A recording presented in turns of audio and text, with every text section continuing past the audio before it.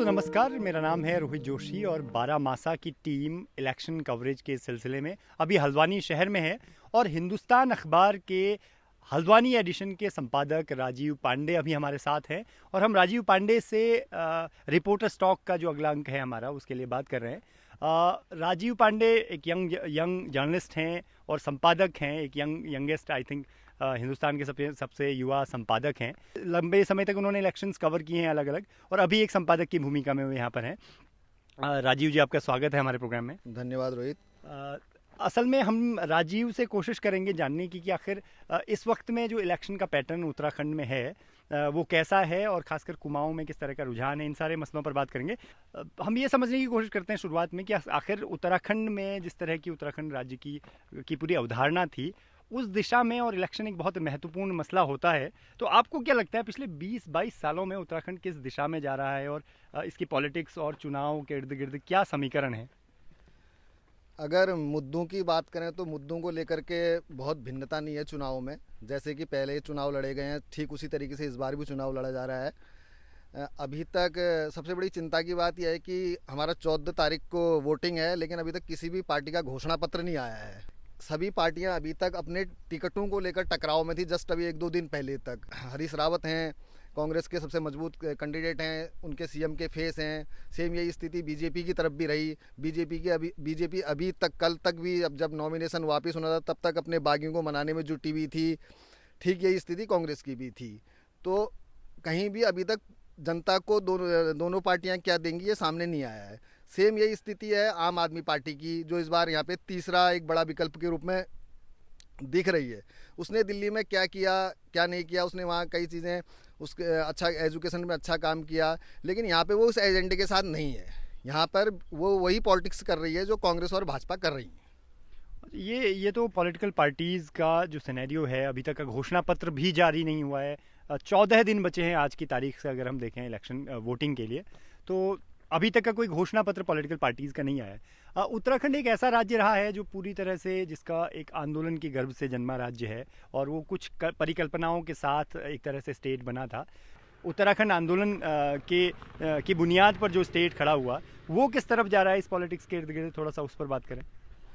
मेरा ये मानना है रोहित, पहाड़ी राज्य की अवधारणा तो लगभग समाप्त हो चुकी है, क्योंकि मैक्सिमम विधायक जो आपके हैं वो हरिद्वार, देहरादून या मैदानी सीटों से विधायक ज़्यादा हो गए हैं। और अभी आने वाले मेरे ख्याल से 2025 में फिर परिसीमन होगा तो पहाड़ी राज्य का प्रतिनिधित्व फिर कम होने वाला है। तो संकट और बढ़ने वाला है, घटने वाला नहीं है। हाँ, तो बेसिकली परिसीमन का जो सिलसिला चला है उसमें उत्तराखंड में, क्योंकि जनसंख्या के आधार पर परिसीमन है, तो उत्तराखंड के हिस्से, उत्तराखंड के पहाड़ी हिस्से के हिस्से जो सीटें हैं वो लगातार कम होती जा रही हैं। तो उसने भी एक सवाल खड़ा किया है और उत्तराखंड के गांव पलायन का इतना भयानक शिकार हैं कि बताया जा रहा है 1000 से ज़्यादा गांव घोस्ट विलेजेज हो चुके हैं। तो उत्तराखंड की पॉलिटिक्स, अभी तक आप जिस तरह की खबरें आपके पास आ रही होंगी, आप खबरों से रोज़ डील करते हैं, पॉलिटिक्स के इर्द गिर्द जो चुनावी पार्टियां हैं उनके मुद्दे असल में क्या हैं? क्या उनके मुद्दे उत्तराखंड के बुनियादी मुद्दे जो होने चाहिए थे उस तरह के मुद्दे उभर कर सामने आ रहे हैं? अभी तक किसी भी दल ने कोई साफ मुद्दा नहीं दिया है। एक तरफ कांग्रेस है जिसमें हरीश रावत ये कॉन्सेप्ट लेकर आए हैं उत्तराखंडियत। अब वो उत्तराखंडियत है क्या, इसका कहीं विस्तार नहीं आया है, क्या चीज़ है उस उत्तराखंडियत के अंदर। और दूसरी तरफ है आपका भाजपा जो नारा लेके आई है, युवा राज्य युवा मुख्यमंत्री का नारा लेके आई है। लेकिन इस प्रदेश की हालत ये है कि मैं आज ही कहीं देख रहा था कि 80 लाख करीब वोटर हैं, तो इस हिसाब से हर 10वां वोटर बेरोजगार है। ये स्थिति तब है जबकि हम बुजुर्गों को इसमें नहीं रख रहे हैं। अगर हम बुजुर्गों को रखेंगे तो ये आंकड़ा और पीछे को आएगा, तो मेरे ख्याल से हर 7वां या 6ठा आदमी बेरोजगार हो जाएगा। तो उत्तराखंडियत का पहले साफ करना चाहिए, उत्तराखंडियत किसको कह रहे हैं और युवा मुख्यमंत्री क्या कर रहे हैं। युवा मुख्यमंत्री ने 3 महीने में घोषणाएं तो बहुत करी हैं, लेकिन हुआ कुछ खास नहीं है। अच्छा, अभी भी जो इलेक्शन जो कैंपेन चल रहे हैं, पॉलिटिकल पार्टीज़ की जो खबरें नीचे से उठकर आती हैं, हमने देखा कि जो पैटर्न है इलेक्शन के, जो सबसे बड़े मुद्दे हैं कि किस पार्टी ने किस नेता ने कौन सी पार्टी बदल ली, किस सीट में कौन जीताऊ कैंडिडेट है, इस तरह की भाषा, इस तरह की टर्मिनोलॉजी यूज़ होती है। तो ये पॉलिटिक्स के अंदर से जो जेन्युइन मुद्दे हैं वो कैसे गायब हो गए? और इलेक्शन में क्या जनता को अपनी मतलब एक तरह से आपका क्या इस तरह का अनुभव है कि जब खबरें आती हैं उनकी जब आप पड़ताल करते हैं तो क्या जनता को भी आकर्षित नहीं करते क्या मुद्दे? यही सारी बातें जो है कि इस बड़े नेता ने ये बीजेपी ज्वाइन कर ली, इस बड़े नेता ने कांग्रेस ज्वाइन कर ली, या ये जिताऊ कैंडिडेट था इसलिए इसको वोट दे दिया गया, या ये पैसा खर्च कर सकता था इसलिए इसको वोट दे दिया गया, यही सारे मुद्दे रह गए इलेक्शन में। कोर मुद्दे जो होने चाहिए पॉलिटिक्स के वो कहाँ गायब है? आपको क्या समझ में आता है ये इसकी वजह क्या है? नहीं, पब्लिक मुद्दों को लेकर पब्लिक तो अपना अलर्ट है, लेकिन ठीक इलेक्शन के टाइम में या उससे आगे पीछे इस तरीके का माहौल बना दिया जाता है कि पब्लिक भी उसके पीछे भटक जाती है। तो मैक्सिमम जैसे अभी की जो परिस्थिति है, अब पहाड़ों पर मेरे हिसाब से जंगली जानवर एक बहुत बड़ा इशू है, बंदर बहुत बड़ा इशू है, उस पर कहीं चर्चा नहीं हो रही है। वहाँ समीकरणों को बदल दिया जाता है ठाकुर ब्राह्मण की राजनीति में। आप हर पॉलिटिकल पार्टी को देखेंगे तो हर पॉलिटिकल पार्टी जो भी टिकट बांट रही है वो ठाकुर ब्राह्मण वाले कॉन्सेप्ट में बांट रही है।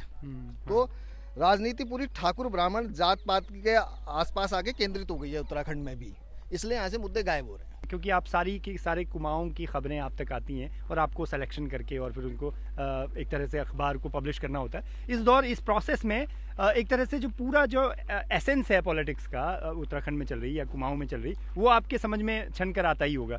तो क्या लग रहा है इस बार उत्तराखंड के चुनावों में पलड़ा किस तरफ भारी नजर आ रहा है? मतलब देखो, सीधे तो ये नहीं कहा जा सकता कि कौन सी पार्टी जीत रही है, लेकिन इतना ज़रूर है कि भाजपा को इस बार चैलेंज तो है, एंटी इनकम्बेंसी उनके साथ है। इसके अलावा उनके 15-16 बागी मैदान में आ गए, इस वजह से भी उनको दिक्कत होगी। लेकिन उनके पास फिर भी अब पुष्कर सिंह धामी ने पिछले 6 महीने में मेरे को लगता है बहुत कुछ एंटी इनकम्बेंसी को कंट्रोल किया है। पुष्कर सिंह धामी के आने के बाद एक नया चेहरा पार्टी को जो मिला है पुष्कर सिंह धामी ने। अब वो घोषणाएं कितनी पूरी होती हैं पता नहीं, लेकिन उन्होंने अच्छे वादे किए हैं, अच्छे प्रॉमिस किए हैं, जिसमें से जो कि नौकरी के लिए आवेदन की फीस माफ़ कर देना अपने आप में युवाओं को लुभाने वाला एक बड़ा निर्णय था, क्योंकि यहाँ बड़ी नौकरियों के कोई रिजल्ट तो आते नहीं है, आवेदन शुल्क लोगों को खूब देना पड़ता था। इस बार उससे बचे हैं पुष्कर सिंह धामी की वजह से। तो एंटी इनकम्बेंसी कितना असर करेगी ये देखना होगा।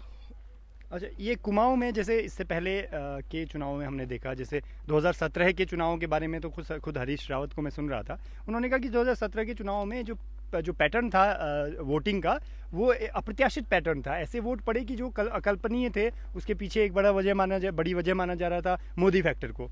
तो क्या वो जो मोदी फैक्टर है, या जिसके बारे में हरीश रावत ये कहते हैं कि अप्रत्याशित तरीके से वोट पड़ा, जिसे समझना पॉलिटिकल पार्टीज़ के लिए भी एक तरह से खासकर कांग्रेस के ही कॉन्टेक्स्ट में गए तो समझना मुश्किल था। तो ये जो फैक्टर है, क्या 5 साल की बीजेपी सरकार उत्तराखंड में, क्या उसके बाद भी, क्योंकि एंटी इनकम्बेंसी अपने आप में किसी भी इलेक्टोरल डेमोक्रेसी का एक फैक्टर है, तो क्या अभी भी वो जो मोदी फैक्टर या वो अप्रत्याशित तरीके से अप्रत्याशित पैटर्न में वोट पड़ना क्या इस बार भी हो सकता है?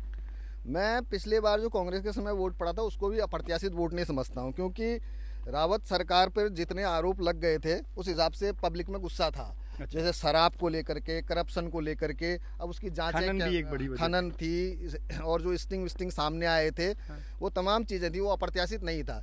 इसके अलावा दूसरी बड़ी बात उसमें मोदी की लहर थी, तो इसलिए मैं उसे अप्रत्याशित नहीं समझता।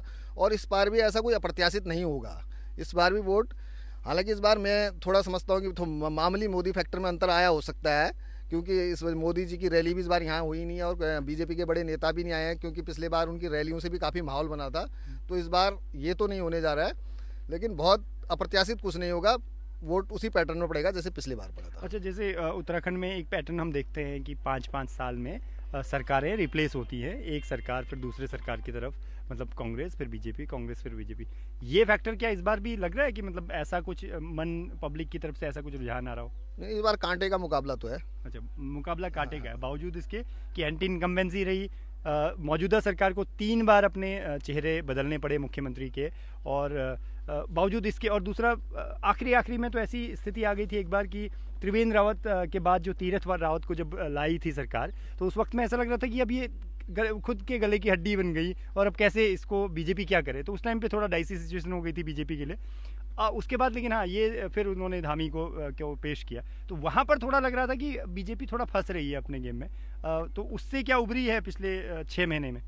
हाँ, निश्चित तौर पे पुष्कर सिंह धामी ने स्थितियों को काफ़ी सुधारा है तीरथ सिंह के जाने के बाद। और तीरथ सिंह के जो एपिसोड हुआ था उसको जाने को भी बीजेपी ने सही तरीके से मैनेज किया, मेरा ये मानना है। जो संवैधानिक वाला वो बताया, तो मेरे को लगता है कि सही तरीके से मैनेज करके तीरथ सिंह रावत को बाहर निकाल ले गए, जबकि स्थिति संवैधानिक वाली नहीं थी। तीरथ सिंह रावत के अटपटे बोल और उनकी पॉलिसीज, उससे दिक्कत पैदा हो रही थी, लेकिन बीजेपी ने उसको सही से मैनेज किया। मैनेजमेंट के लिहाज से बीजेपी की लीडरशिप वैसे भी कहा जाए अप्रिशिएट ही की जाती है। इवन कई बार तो कांग्रेसी लीडर्स भी उन्हें अप्रिशिएट करते हैं कि उनका मैनेजमेंट इन सिचुएशन से उबरने का बड़ा स्मार्ट होता है। तो पुष्कर सिंह धामी का चेहरा लाना, फिर युवा शब्द को उससे जोड़ देना, तो ये सारी एक स्ट्रैटेजी थी जो कि एक तरह से लगता है कि काम करेगी। तो अभी आप कह रहे हैं कि जो कुमाऊं से जो आपके पास परसेप्शन आ रहा है, और ओवरऑल उत्तराखंड को भी जिस तरह से आप देख रहे हैं, तो एक जिस तरह के पैटर्न हैं हमारे इलेक्टोरल डेमोक्रेसी में, उसी तरह के पैटर्न इस बार भी देखने को मिलेंगे। और टक्कर कांटे की है। अच्छा, टक्कर कांटे की आम आदमी पार्टी इसको और इंटरेस्टिंग बना रही है। अच्छा, हाँ, क्योंकि आम आदमी पार्टी का जो फैक्टर है उसमें ये माना जा रहा है कि जिस तरह का रिलीजियस किस्म का वोट बीजेपी का होता है, उसमें वो कांग्रेस को डैमेज करेगी। एक इस तरह का परसेप्शन आ रहा है, उसमें क्या कहना है आपका? नहीं, पूरा कांग्रेस को डैमेज करेगी ये हम नहीं कह सकते हैं, क्योंकि कई जगह वो बीजेपी को नुकसान पहुंचा रही है। क्योंकि मुकाबला उत्तराखंड में पार्टियों के अलावा कैंडिडेटों के बीच भी होता है। कैंडिडेट भी बहुत मायने यहाँ पे रखता है, तो इसलिए केवल कांग्रेस को पहुंचाएगी नुकसान, मैं ये नहीं कह सकता। अच्छा, अब हम चलते हैं कि दो इम्पॉर्टेंट लीडर्स का हम बार बार जिक्र कर रहे हैं, और कुमाऊं के हिस्से आते हैं ये दोनों लीडर, जो कि एक तरह से कहा जाए कि एक तरफ से कांग्रेस की कमान जिन्होंने संभाली है हरीश रावत, और दूसरे जो अभी मुख्यमंत्री हैं और जो एक तरह से बीजेपी के कैंपेन को लीड कर रहे हैं, पुष्कर सिंह धामी, जो कि अभी हमारे सीएम हैं। तो ये दोनों कुमाऊं से आने वाले कैंडिडेट्स हैं। अगर हम इनकी पर्टिकुलर कॉन्स्टिट्यूएंसीज पे बात करें, अब ये मैं इन दोनों लीडर्स की अपनी अपनी कॉन्स्टिट्यूएंसी जहाँ से ये लोग लड़ रहे हैं, पुष्कर धामी और हरीश रावत, इस पर थोड़ा सा छोटी सी टिप्पणी चाहूँगा। आपके पास क्या परसेप्शन आ रहा है कि वो दोनों सीट्स क्या इन लोगों ने स्मार्टली चुनी है, या खटीमा से कैसा परसेप्शन है, या लाल कुआं से कैसा परसेप्शन है, इन दोनों जो कि सीएम के फेस हैं एक तरह से दोनों पार्टियों की तरफ से, उन दोनों की सीट्स में, और उसके क्या परसेप्शन आपके पास हैं? देखिए, पुष्कर सिंह धामी पे तो कुछ कहा नहीं जा सकता, क्योंकि खटीमा उनकी परंपरागत सीट है, उन्होंने वहीं से चुनाव लड़ना था, स्वाभाविक, उन्होंने कोई नई सीट चुनी नहीं। और ठीक है, वो वहीं से चुनाव लड़ेंगे, और उनका वहाँ पिछली बार उनका काफ़ी मुकाबला हुआ था। शायद इस बार सीएम फेस होने की वजह से उनको पिछले बार जैसा उतना विरोध ना झेलना पड़े, लेकिन मुकाबला होगा वहाँ भी, क्योंकि वहाँ से जो पुष्कर सिंह धामी के खिलाफ हैं वो भुवन कापड़ी हैं, कांग्रेस के कार्यकारी अध्यक्ष हैं, युवा हैं वो भी, उनका भी अपना अच्छा वहाँ पे रुतबा है, तो वहाँ भी रोचक मुकाबला है। अब जहाँ तक बात हरीश रावत की सीट की है, तो ये तो मानना ही पड़ेगा कि हरीश रावत जी रामनगर शिफ्ट होकर के लाल कुआं आए, तो उनकी इमेज को धक्का तो लगा ही है, क्योंकि चुनाव समिति के वो अध्यक्ष हैं कांग्रेस में, तो उनकी अपनी सीट ही तय नहीं हो पाई। लेकिन लाल कुआं में भी उनके आने से चुनाव रोचक हुआ है, क्योंकि लाल कुआं में आने के बाद उनकी वो तराई की सीटों को भी बर्बाद करते हैं। हरीश रावत का अपना कद तो ही, और हरीश रावत लगातार दौरे प्रचार कर रहे हैं, उनका अपना अनुभव है। तो मतलब सीधे सीधे हम इसको इस तरीके से समझ सकते हैं, एक तरफ युवा है तो एक तरफ अनुभव है, तो अब इसका रिजल्ट तो 10 तारीख को ही मिलेगा। अगर हम लाल कुआं कॉन्स्टिट्यूएंसी की बात करें, लाल कुआं कॉन्स्टिट्यूएंसी का चुनाव, और क्या लाल कुआं कॉन्स्टिट्यूएंसी हरीश रावत के लिए आसान होगी किसी तरह से? आपको क्या लग रहा है वो पर्टिकुलर? क्योंकि मैं ये सवाल इसलिए पूछ रहा हूँ क्योंकि पिछली बार का हरीश रावत का बहुत बुरा अनुभव रहा, और दो जगह से वो चुनाव हारे हैं। इस बार हरीश रावत के लिए किच्छा और हरिद्वार में चुनाव लड़े थे शायद वो, उससे बेहतर स्थिति तो है लाल कुआं में। इसकी सबसे बड़ी वजह है कि तो हरीश रावत का अपना कद है, और दूसरा जो बीजेपी लड़ रही है लाल कुआं में, बीजेपी के मोहन बिष्ट जी के खिलाफ उनके ही 2 कैंडिडेट भी खड़े हुए हैं, मेरे ख्याल से पवन चौहान है वहाँ के चेयरमैन, और एक नेता और कोई खड़े हुए हैं। तो बीजेपी के लिए मुसीबत तो है लाल कुआं में, बीजेपी के लिए मुसीबत है, तो निश्चित तौर पर हरीश रावत के लिए राहें आसान होंगी। लेकिन एकदम से हरीश रावत के लिए भी राहें आसान होंगी इसलिए भी नहीं कह सकते हैं, क्योंकि कांग्रेस की बागी संध्या डालाकुट्टी भी वहाँ पे खड़ी हुई हैं, और वो भी काफ़ी लंबे समय से पार्टी के लिए काम करेंगे, और टिकट भी उनको मिला था पहले, बाद में उनका ही टिकट काट के हरीश रावत को लाया गया, तो इसलिए यहाँ भी मुकाबला रोचक है। संध्या डालाकुटी का कितना प्रभाव लगता है आपको? उस इलाके में उनका इस तरह का प्रभाव है कि वो कांग्रेस, क्योंकि असल में इस तरह के लीडर्स जो कांग्रेस की लीडर रही हैं, तो उनके पीछे कांग्रेस का कैडर रहा होगा। तो अब हरीश रावत खुद जो इतना बड़ा कद रखते हैं, वो अगर खुद उस सीट से आ गए, तो कांग्रेस की एक तरह से जो कैडर बेस है वो तो कांग्रेस में हरीश रावत के पीछे आ जाएगा। लेकिन अपने कद के तौर पे संध्या डालाकोटी कितनी बड़ी लीडर है वहाँ पर? देखिए, संध्या डालाकोटी जिला पंचायत का चुनाव भी लड़ी है, और उत्तराखंड में जो चुनाव होते हैं विधानसभा सीटों में, उनमें जीत हार का अंतर बहुत ज़्यादा नहीं होता। अब मैं ये तो नहीं कहूँगा संध्या डालाकोटी कितने वोट लाएंगी, लेकिन वो जितने भी वोट लाएंगी वो किसी को भी हराने के लिए काफ़ी हो सकती है।